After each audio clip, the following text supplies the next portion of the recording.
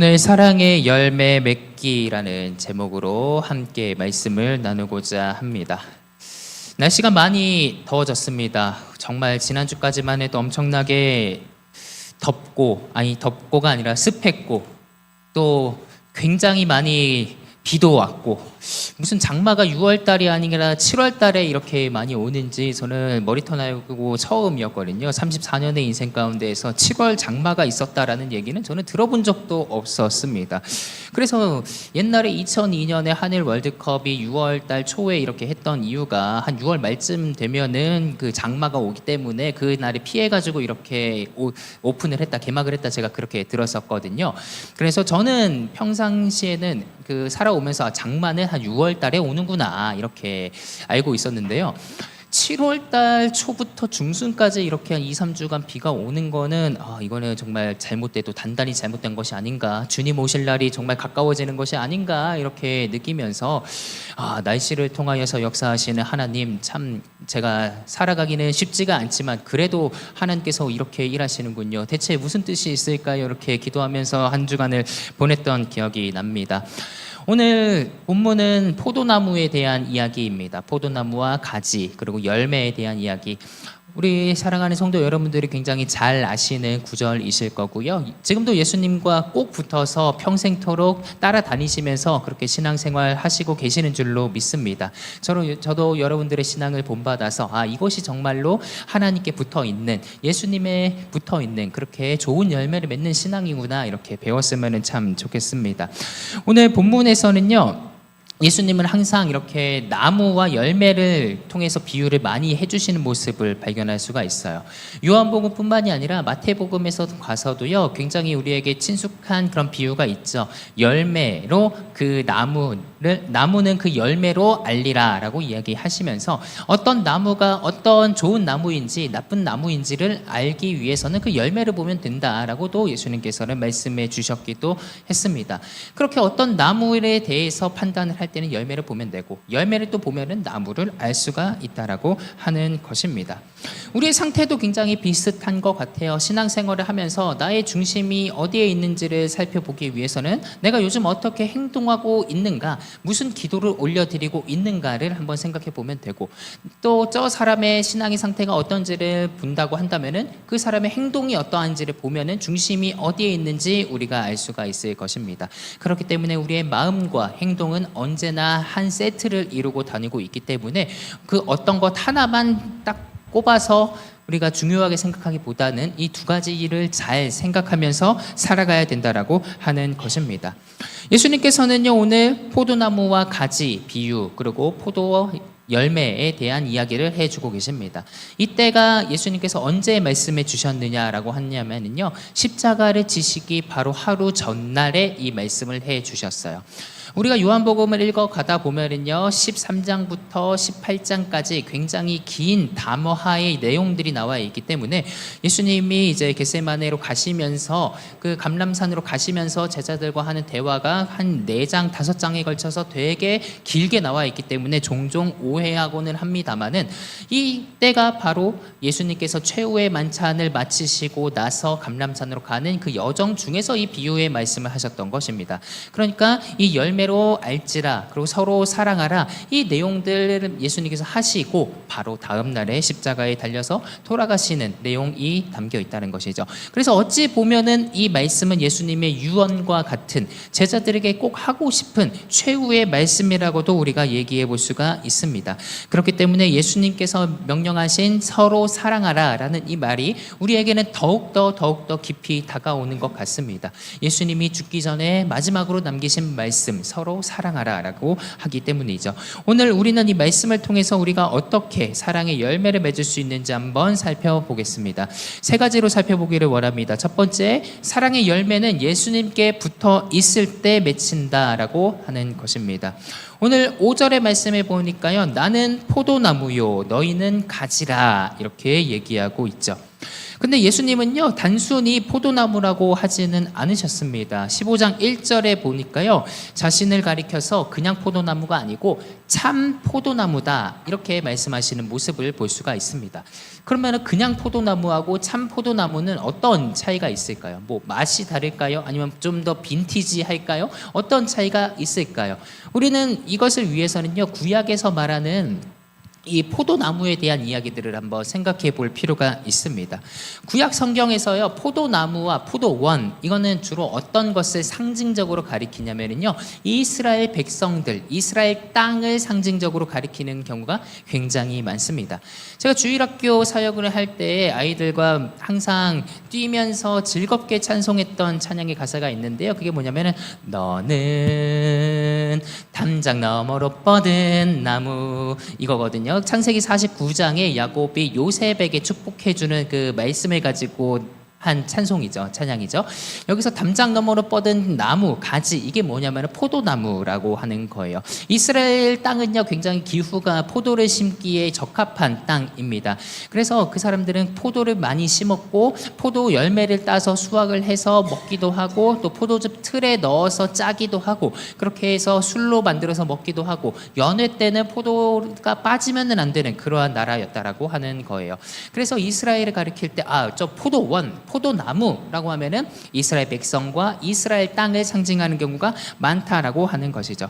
그래서 성경에는 어떤 내용도 나오냐면은요, 하나님께서 이스라엘 백성들을 이집트에서 뽑아내셔서 그 포도나무를 가나안 땅에다가 옮겨 심었다라고도 시편에서는 얘기하고 있습니다.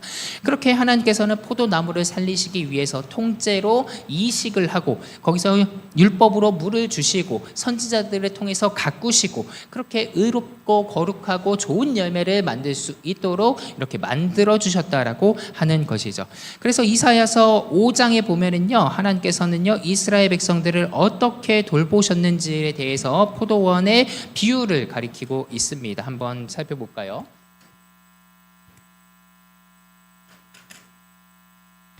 여기 5장 2절 말씀 같이 한번 읽어봅시다. 시작.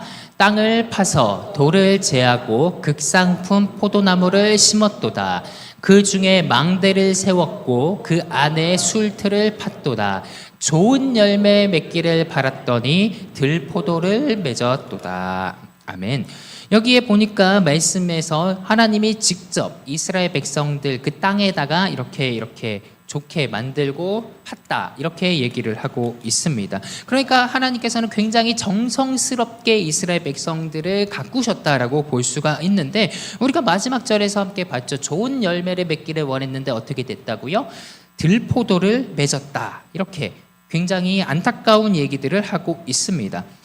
하나님께서는요, 또 이스라엘 백성들에게 무엇을 기대하셨냐면요, 7절의 말씀에 보니까요, 이런 말씀도 있어요. 7절 말씀 같이 한번 읽어봅시다. 시작. 무릇 만군의 여호와의 포도원은 이스라엘 족속이요 그가 기뻐하시는 나무는 유다 사람이라. 그들에게 정의를 바라셨더니 도리어 포학이요 그들에게 공의를 바라셨더니 도리어 부르짖음이었도다. 아멘. 하나님께서는 이렇게 백성들을 좋은 열매를 가꾸신 이유가 무엇이었냐? 바로 정의와 공의를 바라는 것이기 때문이었다. 오늘 성경은 그렇게 얘기하고 있습니다.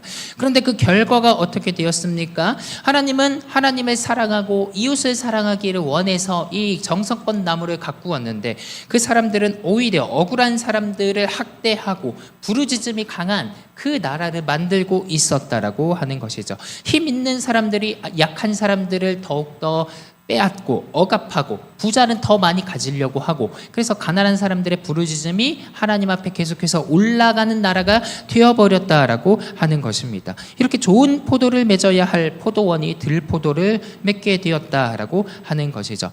그래서 이 에스겔서 15장에서도 하나님은요, 이스라엘 백성들에게 포도나무에 대해서 비유를 하시면서 이렇게 얘기하고 계십니다. 에스겔서 15장에 보면은요, 제가 이게 익숙하지가 않아서 이 에스겔서 15장 3절에 그 나무를 가지고 무엇을 제조할 수 있느냐? 그것으로 무슨 그릇을 걸 못을 만들 수 있겠느냐라고 하면서 포도나무의 특징을 설명하시면서 6절의 말씀에 이렇게 같이 한번 읽어보시죠. 그러므로 주 여호와께서 이같이 말씀하셨느니라. 내가 숲풀 가운데 있는 포도나무를 불에 던질 땔감이 되게 한 것 같이 내가 예루살렘 주민도 그같이 할지라. 아멘. 이 말씀이 무엇입니까? 포도나무가 포도를 맺지 못하면, 좋은 열매를 맺지 못하면 아무짝에도 쓸모가 없다라고 하는 것이죠. 여러분들은 포도나무를 실제로 본 적이 있으십니까? 아마 본 적이 많으실 것 같아요. 저희 아버지 교회에서는요, 포도를 심었어요. 그래서 담쟁이 넝쿨이 이렇게 벽을 타고 올라가는 것처럼 그 벽에 포도 열매, 포도를 심었거든요. 그래서 여름철만 되면 포도가 이게 조금씩 주렁주렁 달리는 그런 경우들이 있습니다. 그래서 그것을 많이 열면은 좀 따먹어야 되겠다라고 생각하고 어느 날 가보면은 포도가 없는 거예요. 왜 없겠습니까? 주변에 있는 사람들이 지나가다가 포도네 하고 다 따먹는 겁니다. 포도뿐만이 아니라 저희 어머니는 그 식물을 심고 뭐를 심고 하시는 걸 굉장히 좋아하셔가지고 막 꽃도 심고 막 교회 앞에다가 정원에 갖고 놓으셨는데 심어놓으면 다음날 없어지고 심어놓으면 다음날 없어지고 막 이런다라고 하는 거예요. 심지어 뽑아가는 사람들을 이제 본 적도 있다라고 하는데 별로 아랑곳하지도 않고 그냥 다 뽑아가 버린다 이렇게 얘기를 하고 있는 겁니다. 그런데 어떻게 해요? 교회니까 그냥 참아주고 그냥 봐주고 이러는 거죠. 뭐 알고도 그래도 뭐 교회에 이러다가 나오시겠지라고 하고 막 그렇게 했었었는데요. 포도나무의 이 나무를 보면은요, 정말로 볼품이 별로 없어요.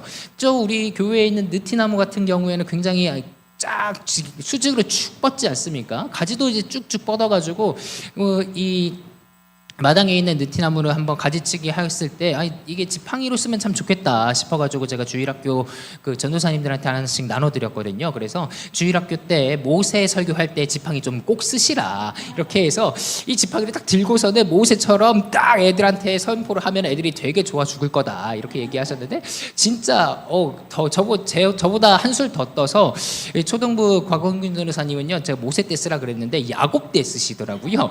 야곱이 지팡이를 짚고 가는 걸로 이제 쓰시면서 이런저런 얘기를 했다라고 하는데, 포도나무는 이렇게 지팡이로도 사실 쓸 수가 없을 정도로 되게 얇고 되게 꼬불꼬불하고 그런 나무입니다. 그래서 에스겔서에서 얘기한 것처럼 포도나무로 그릇 하나 만들 수 있겠냐, 포도나무로 못을 만들 수가 있겠느냐라고까지도 이야기하고 있는 거예요.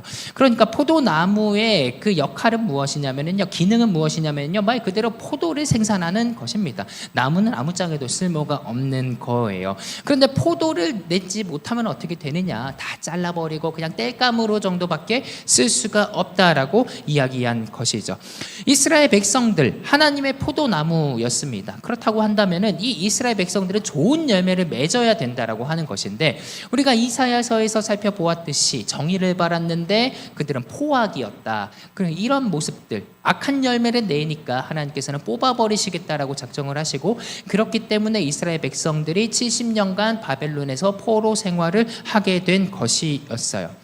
그런데 오늘 본문에서 예수님께서는 이렇게 말씀을 하고 계시는 것이죠. 어떻게 말씀합니까? 나는 참 포도나무다, 내 아버지는 농부다, 이렇게 얘기하고 있는 것입니다. 이제 우리는 그냥 포도나무와 참 포도나무의 차이를 알 수 있을 것 같습니다. 그냥 포도나무는 무엇입니까? 그냥 열매를 맺는 그러한 포도나무인데, 예수님은 자기를 가리켜서 참 포도나무다라고 이야기한다는 것은 이스라엘 백성들, 열매 맺지 못했던 이스라엘 백성들을 대신해서 내가 진정한 포도나무로 이 땅에 왔다라는 것을 우리에게 알려주시는 말씀이라는 것이죠. 이스라엘이 맺지 못한 열매를 예수님께서 이제는 맺으시겠다라고 하는 것입니다. 이스라엘 백성들은 하나님께 불순종했지만은 예수님께서는 죽기까지 순종하실 것이고, 이스라엘 백성들은 자기 욕심을 따라 살았다고 하지만 예수님께서는요, 욕심 대신에 겸손한 자세로 자신의 생명을 내어주시는 분이시다라고 하시는 것이죠. 그렇기 때문에 우리가 사랑의 열매를 맺기 위해서는요, 우선 이 참 포도나무이신 예수님께 접붙임이 되어야 된다라고 하는 것입니다. 또 가지는 스스로 열매를 맺지 못한다라는 것을 우리가 기억을 해야 된다라는 것이죠. 그렇기 때문에 우리는 접붙임을 받아야 된다라고 하는 것입니다.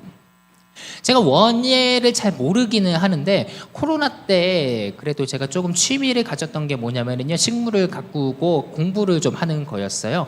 그래서 집에 어머니가 꽃도 막 많이 심으시고 막 풀도 많이 심으시고 이러니까 제가 그때 기숙사에 있었거든요. 학교 기숙사에. 근데 기숙사 안이 너무 삭막한 겁니다. 근데 코로나 때문에 밖에 나가지도 못하고 그래가지고 제가 한때는 어머니한테 그 식물을 좀 가져가도 되겠느냐 이렇게 얘기를 했더니 어머니가 집에 있는 거 몇 개 추려가지고 저한테 주셨어요. 그래서 기숙사 안에서 제가 식물을 이제 심고 가꾸기 시작했습니다.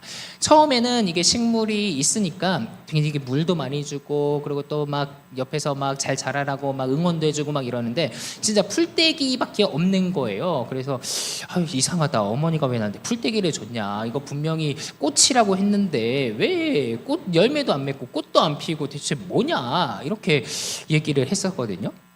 그래가지고 쭉 물어주고 있었는데 나중에 이제 유튜브에서 좀 검색을 해보니까 이거를 키우려면 되게 일조량도 맞아야 되고 또 그 거름도 많이 줘야 되고 또 가지도 쳐야 되고 막 여러 가지 이야기들을 좀 하더라고요. 그래가지고 제가 한번 배워봤습니다. 보니까 이 화분이 요따만한데 그 안에 식물이 되게 많이 꽂혀져 있는 거예요. 그리고 계속 풀떼기가 자라나고 있는 거니까 처음에는 자르는 게 되게 아까웠거든요. 어머니가 이제 주신 이 풀떼기인데 이 신체 발부 수지 부모라고 얘기하지 않습니까? 어머니가 주신 이 꽃을 어떻게 내가 자를 수가 있느냐라고 했는데 계속 풀떼기만 나오니 이제 오래된 가지들 하나씩 이제 잘라주기 시작하고 또 이제 낮이 되면은 해가 오는 곳에다가 이거 올려주기도 하고 또 이게 물도 많이 주고 그러다 보니까요 어느 순간에 줄기에 평소에 올라오는 이 풀떼기의 가지와 다른 게 좀 보이기 시작하는 겁니다. 그래가지고 이게 뭐냐라고 해서 봤더니만은요 그게 이제 꽃이 이게 맺혀져 있는 그런 모습이었거든요. 그 식물이 나중에 알게 됐지만은 이름이 스파티필름이라고 얘기를 하더라고요. 진짜 풀떼기인 줄만 알았거든요. 근데 풀떼기가 아니라 정말로 꽃이 피는 그러한 식물이었다라고 하는 겁니다. 저는 우리 교회에 와서도 벚꽃나무 밑에 식물이 쭉쭉 있잖아요. 저도 그거는 그냥 풀떼기인 줄 알았어요. 풀떼기인 줄 알았는데 나중에 보니까 비가 지나고 보니까 거기서 막 꽃이 막 피고 그렇게 있더라고요. 그래서 진짜 사람은 아는 만큼만 보이는구나 이렇게 생각을 한 적이 있었었는데요. 이게 그것을 자른다고 풀떼기의 가지를 자른다고 그것을 뽑아다가 따로 심는다고 거기서 성장하지가 않는다라는 것을 그때 처음 배웠어요. 그때 배웠던 게 뭐냐면은 스파티필름과 또 더불어서 스킨답서스를 같이 키웠는데 스킨답서스는 그 생장점이 있기 때문에 중간중간에 잘라가지고 물꽂이를 해도 얘가 되게 많이 자란다라고 이야기를 하더라고요. 그래가지고 그런가 보다 싶어서 나중에는 이 4월 달쯤 되면 이제 벚꽃이 막 피지 않습니까? 그래서 벚꽃나무에 학교에 있는 가지 하나를 딱 꽂아가지고 잘 자라겠지라고 하면서 이제 꽂아놨습니다. 이 수경 재배를 하려고 이제 가지를 꽂아놨어요. 그런데 가지를 꽂아놔도 이 가지가 자랍니까? 안 자랍니까? 생장점도 없고 그냥 가지를 꽂아놨는데 저는 되게 이상했거든요. 아니 요 스킨답서스는 그냥 꽂아놓으면은 얘가 아주 쑥쑥 잘 자라는데 왜 벚꽃나무는 자라지도 않느냐 이렇게 생각을 했는데 나중에 보니까 이거 가지를 빼가지고 자라나기 위해서는 되게 많은 조건들이 필요하더라고요. 일단은 생장점이라는 게 분명히 있어야 되는 것이고 그것이 이 수분을 잘 빨아들일 수 있게 만들어줘야 되는 것이고 또 그것을 가리켜서 만약에 조금씩 이제 뿌리가 나오기 시작한다면은 그것을 뽑아다가 이제 옮겨 심어야 되고 뭐 이런 여러 작업들을 하면서 되게 내가 식물 하나도 못 키우는데 내가 결혼해가지고 아이는 잘 키울 수 있을까 이런 생각들도 좀 많이 했었던 것 같아요. 오늘 본문에서도 그렇게 얘기를 해주고 있는 것입니다. 가지는 가지 스스로 열매를 맺을 수가 없다라고 하는 거예요. 뿌리가 분명히 있는 나무에 붙어 있어야 좋은 영양분을 끌어올려야지만이 이 나무 열매를 맺을 수가 있다라고 하는 것이죠. 그래서 예수님께서는요 15장 5절에서 우리에게 이렇게 오늘 본문 말씀에서 말씀해 주시는 것입니다. 5절 말씀 우리가 같이 한번 읽어보겠습니다. 시작. 나는 포도나무요 너희는 가지라. 그가 내 안에 내가 그 안에 거하면 사람이 열매를 많이 맺나니 나를 떠나서는 너희가 아무것도 할 수 없음이라. 아멘. 이 말씀은 우리가 예수님을 믿지 않으면 세상에서 아무것도 하지 못한다는 그런 얘기는 아닌 것 같아요. 예수님 없이도 열심히 세상에서 살아가는 사람들도 있고 사업도 할 수 있고 공부도 할 수 있고 많은 일들을 이룰 수 있지만 예수님께서 하시는 말씀은 무엇이냐면은 예수님을 떠나서는 하나님을 기쁘시게 하는 열매를 맺을 수가 없다라고 하는 것이죠. 예수님을 떠나서 맺는 열매들은 다 세상 열매에 불과하다라고 하는 것입니다. 참 열매를 맺기 위해서는 예수님께 이렇게 붙어 있어야 된다라고 된다라고 하는 거죠. 그래서 우리의 힘만으로 사랑하려고 한다면은 결코 오래가지 못할 거예요. 제가 벚꽃나무를 잘라가지고 물에다가 담가놨더니 벚꽃이 피어 있었는데 하루 지나니까 다 떨어지더라고요. 그러니까 이게 영양분을 충분히 공급받지 못하니까 붙어 있다가 다 떨어지는 것처럼 예수님께 붙어 있지 못하는 열매들은 곧 이렇게 다 떨어지고 만다라고 하는 것입니다. 내 힘으로 사랑하려면 어떻게 됩니까? 내가 오늘 한번 다짐해보자, 옆에 있는 사람들 좀 사랑해보자, 좀 전화 좀 돌려보자, 그렇게 얘기하다 보다가 점점 지치고 쓰러지고 이런 내용들, 내가 왜 해야 되지? 나도 바쁜데 더 해야 될까? 왜 쟤는 안 바뀔까? 내가 이렇게 사랑해 주는데 왜 열매가 없을까라고 우리는 탓하는 그런 모습들도 있을 것입니다. 우리의 사랑은 조건이 붙기 쉽다라고 하는 것이죠. 그러나 예수님께 붙어 있으면은 우리는 내가 사랑하는 것이 아니라 예수님의 힘을 입어서 성령의 열매를 맺는 것이기 때문에 더 조건도 달 수도 없고요. 그저 예수님이 사랑하라고 하셨으니까 나는 순종해야지라고 하는 그 자세를 가지고 우리는 사랑할 수가 있다라고 하는 것입니다. 그렇기 때문에 예수님은 우리 가운데에서 이렇게 나에게 붙어 있으라 이렇게 얘기를 하시는 것입니다. 그래서 7절의 말씀을 보니까요. 7절의 말씀은 이렇게 되어 있습니다. 7절 말씀을 제가 안 넣어놨네요. 네, 우리 본문의 7절 말씀, 우리 성경책을 아직 안 덮으셨다면요, 같이 한번 찾아서 읽어볼까요? 자, 본문 7절 말씀입니다. 시작. 너희 안에 거하면 구하라. 아멘. 예수님께서는 7절의 말씀에 오늘 우리 교회에 올해 주어 표어처럼 이렇게 원하면은 구하라, 그리하면 이루리라 말씀을 해 주시는 것이죠. 여기서 예수님께서는 거한다라는 이 말을 어떻게, 포도나무에 접붙임을 받았다라는 것을 어떻게 말씀하시냐, 말씀 안에 거하는 것으로 이렇게 표현하고 계십니다.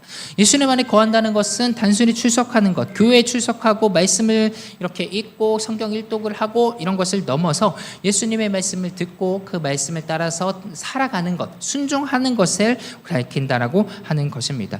교회에 오랫동안 다닌다라고 할지라도 우리가 열매를 맺지 않는다고 한다면은 우리는 한번 생각을 해보아야 되는 것이죠. 단순한 신앙생활을 하고 있는 것인가, 아니면 예수님께 접붙임을 받지 못한 것인가, 우리는 그러한 생각들을 해보아야 된다라고 하는 것입니다. 바라기는 예수님께 붙어서 말씀을 가까이에서 좋은 열매를 맺는 저와 여러분 되기를 간절히 소망합니다. 두 번째 우리가 살펴볼 것은요, 사랑의 열매가 어떻게 나타나느냐, 서로 사랑함으로 나타난다라고 하는 것입니다. 9절 말씀 우리가 같이 한번 읽어보도록 하겠습니다. 9절 말씀 시작. 아버지께서 나를 사랑하신 것 같이 나도 너희를 사랑하였으니 나의 사랑 안에 거하라. 아멘. 이게 바로 예수님께서 사랑하시는 방면, 그 사랑의 순서라고 우리는 얘기할 수 있을 것 같아요. 하나님께서 먼저 예수님을 사랑하셨고 예수님이 제자들을 사랑하시고, 그러니까 제자들은 누구를 사랑해야 됩니까? 같은 제자들과 또한 주위에 있는 이웃들을 사랑해야 마땅하다라고 하는 것입니다. 사랑은 쌓아두는 것이 아니라 흘려보내는 것이다. 그것이 바로 예수님이 말하는 서로 사랑이라는 얘기라는 것이죠. 그리고 더 나아가서 이 사랑하는 것은 단순히 감정이 북차올라서 그 사람을 가까이 하고 그 사람을 생각하고 하는 것을 넘어선 하나님의 명령이라고 우리는 볼 수가 있습니다. 요한복음 13장 34절 잘 아는 말씀이죠. 같이 한번 읽어봅시다. 새 계명을 너희에게 주노니 서로 사랑하라. 내가 너희를 사랑한 것 같이 너희도 서로 사랑하라. 아멘. 예수님께서는요, 서로 사랑하라고 명령하셨습니다. 이것은 단순히 그냥 내가 너를 사랑해 고백하는 것을 넘어서 명령이라는 것이죠. 명령이라는 말은 무엇입니까? 반드시 우리가 따라야 되는 우리의 삶의 태도와 습관이다라고도 얘기할 수 있을 것 같습니다. 그러면서 예수님께서는 이것은 새 계명이라고 얘기하시면서 서로 사랑하라 이렇게 얘기합니다. 우리 교회 안에는 되게 여러 사람들이 많이 모여 있는 것 같아요. 그리고 이 사람들 가운데에서도 누구 하나 같은 사람이 없는 것을 우리가 발견할 수 있습니다. 성격이 같다, 비슷하다라고도 볼 수 있지만은 곰곰이 잘 뜯어보면은 다 같지는 않다라고 하는 것이죠. 말하는 방식도 보면은요, 어떤 사람은 되게 직설적이고 되게 찌르는 말을 하고, 어떤 사람은 되게 부들부들하고 품어주는 그러한 말투를 하는 사람들도 있어요. 뭐가 더 잘났다라는 것이 아니라 그 사람의 성향과 습성이다, 이렇게 얘기할 수 있겠죠. 어떤 사람은 일 처리를 할 때도 되게 빨리빨리 하면서 하는 사람들이 있는 반면에, 어떤 사람들은 한 사람을 돌보면서 차근차근 진행하는 그런 사람들도 있다라고 하는 것이죠. 그 모든 사람들이 다 모여서 어우러지는 것이 우리 교회다라고 얘기할 수가 있을 것입니다. 그럴 때 서로 사랑한다라는 것은 무엇이냐? 나만의 생각을 관철하지 않고 상대방의 이야기에 경청을 하면서 귀를 들어주는 것, 그 이야기를 들어주는 것, 이것이 바로 서로 사랑한다라는 말이 아닐까 합니다. 가정을 한번 생각을 해보죠. 평생을 살아온 부부가 있다고 합시다. 예를 들어서 결혼한 지 한 60년 정도가 되시면은 다 노인이 되셔서 살아가는 것이죠. 60년간 결혼 생활을 한다라는 거 얼마나 힘들고 얼마나 많은 갈등이 있겠습니까?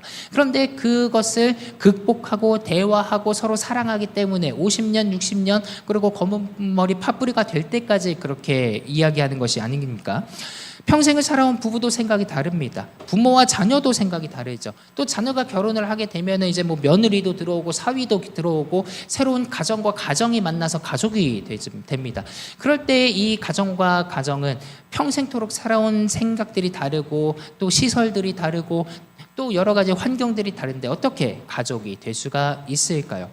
그래서 이런 모습들을 보면 굉장히 결혼이라는 것이 위대하다고도 느껴지기도 합니다. 그런데 예수님께서는요, 이 모든 것들을 우리가 사랑으로 극복할 수가 있고 사랑으로 회복할 수가 있다고 얘기해 주시는 겁니다. 그렇기 때문에 우리는 서로 사랑해야 된다라고 이야기하고 있는 것이죠. 그리고 예수님께서는요, 가장 큰 사랑이 무엇인지 오늘 본문에서 말씀해 주시는데, 그것이 뭐냐면 친구를 위하여서 자기의 목숨을 버리는 사랑이다라고 예수님께서는 말씀해 주고 계십니다. 그래서 15장 13절과 14절의 말씀에 보면은요, 이렇게 말씀을 하고 계시는 거예요. 사람이 친구를 위하여 자기 목숨을 버리면 이보다 더 큰 사랑이 없나니 너희는 내가 명령하는 대로 행하면 곧 나의 친구라라고요. 내가 명령하는 대로 행하면 나의 친구다. 그러니까 예수님께서 서로 사랑하라는 말씀을 해주셨고, 그것을 실천을 하는 사람은 어떤 사람이냐? 예수님의 친구가 된다라고 하는 것입니다. 예수님께서 친구라고 불러주신다라는 거예요. 친구가 어떤 사람입니까? 서로 마음이 잘 통하는 사람이 아니겠습니까? 서로를 잘 이해하는 사람이 아니겠습니까? 때로는 화가 나고 여러 가지 갈등이 있다고 할지라도 서로의 진심을 알아주는 것이 바로 친구가 아니겠습니까? 우리가 서로 사랑한다면은 예수님께서 이렇게 우리를 친구라고 불러주신다라고 하는 것이죠. 그렇기 때문에 우리는 이 예수님의 말을 힘입어서 서로 사랑을 실천할 수가 있는 것입니다. 예수님께서 이 말씀을 하시고 그 다음 날에 십자가에서 달려서 돌아가셨던 것처럼, 예수님은 자신의 이 말씀을 실천하셨던 것처럼 우리도 예수님의 친구라고 한다면 예수님께서 유언처럼 남기신 이 말씀을 실천할 수 있어야 될 것입니다. 자기 자신을 내어주고 시간을 내어주고 또 나의 삶을 내어주고 나의 물질을 내어주고 전부를 내어주는 그러한 사랑을 해야 된다라고 하는 것이죠. 그래서 우리는 그런 사랑을 실천해야 된다라고 하는 것입니다.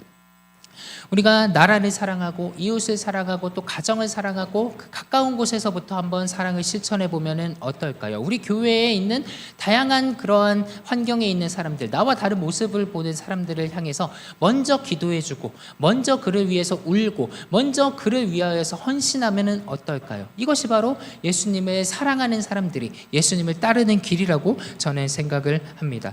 마지막 세 번째로 사랑의 열매는요, 예수님을 증언함으로 나타난다라는 것을 우리가 살펴볼 수가 있습니다.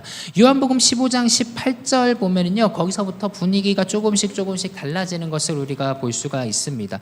예수님께서 뭐라고 얘기하시냐면요, 세상이 너희를 미워하면은 너희보다 먼저 나를 미워한 줄 알라, 이렇게 말씀을 하시는데요. 예수님께서 사랑에 대한 이야기, 가지에 대한 이야기를 쭉쭉쭉쭉 하면서 우리 제자들에게 말씀해 주시는 거죠. 너희들이 사랑을 실천하고 이렇게 올바르게 살아가려고 하더라도 너희들을 싫어하는 사람들, 너희들을 모함하는 사람들이 분명히 생길 것이다 라고 말이죠. 예수님 역시도 진짜 조건 없는 사랑을 행사하시면서 세상에서 살아가지 않으셨습니까? 그 못 걷는 사람들을 일으키고 보지 못하는 사람들을 고치시고 귀신을 내쫓으시고 누가 봐도 옳은 일을 하셨는데 예수님을 싫어하는 사람들이 분명히 생겨난다라고 하는 것이죠. 예수님께서는 그 모습을 제자들에게 분명히 얘기해주고 계시는 겁니다. 왜냐? 그들이 낙심하고 낙담하지 않도록 권면해 주시기 위함입니다.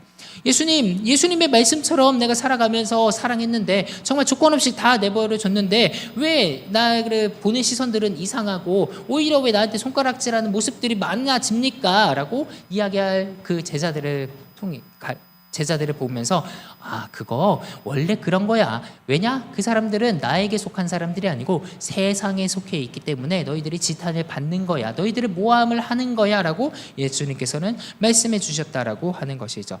그래서 사람들이 예수님을 미워하는 그 상황 가운데 있으니 제자들아, 너희들 그럼에도 낙심하지 말고 너희들이 힘들다고 울지 말고 너희들이 어디에 붙어 있는지를 봐. 서로 사랑하는 것이 내 뜻이고 나를 보내신 아버지의 뜻이야. 그러니까 너희들은 이렇게 서로를 사랑하고 서로를 위해 주어야 돼 라고 예수님께서 말씀해 주신다라고 하는 것입니다. 그렇기 때문에 우리는 예수님처럼 때로는 사람들을 품어주고 사람들을 위하고 때로는 죄를 책망하면서 그 사람들을 올바른 길로 오게 만들고 이러한 모든 모습들을 사랑으로 우리는 이야기를 해야 된다라고 하는 것입니다. 무엇보다도 사랑의 열매가 편안할 때보다 어려울 때 분명히 더 드러난다라는 것을 우리는 기억해야 됩니다.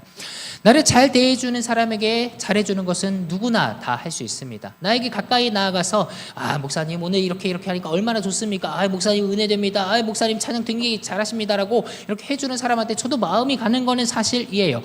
그런데 이제 제 얼굴을 보면서 얼굴을 굳게 하고 저 목사는 왜 저래?